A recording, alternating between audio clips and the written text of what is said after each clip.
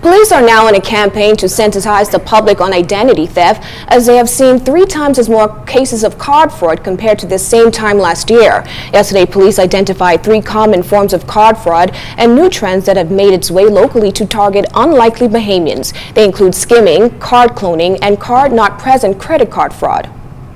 This device, as you can see, is very small. It can be very concealable. The perpetrator would then have possession of your card. They would swipe it, for example, in the skimmer,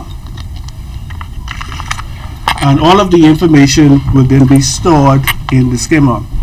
The perpetrator at a later stage would then obtain a blank credit card. No information is on these cards. These cards would then be placed in the skimmer, and the information will then be placed on the new card. These cards are then manufactured or altered to give the appearance of an actual credit card.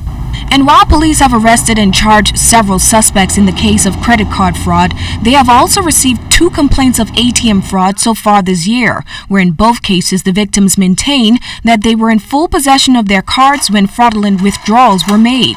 In one case, all of the withdrawals were made outside of the Bahamas. Police say this is a relatively new trend. Persons were actually now stealing identity, taking persons' identity and being able to manufacture credit cards, which they're able to go and use this information because of perhaps carelessness in some instances, and just sheer criminality on behalf of those persons who are able to get possession of credit cards.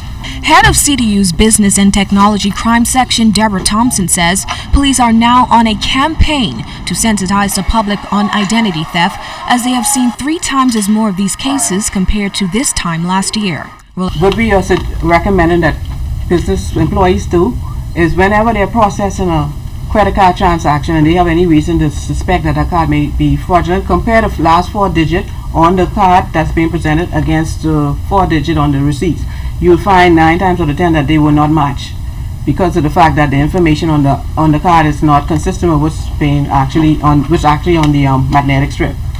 And just as our expert Aubrey Sherman warned, police are appealing to both residents and merchants to be more responsible in such times we live. Here's what police say you should do to protect your card. Never let your card leave your sight, monitor your card statement for signs of fraud, and report all suspicious activity.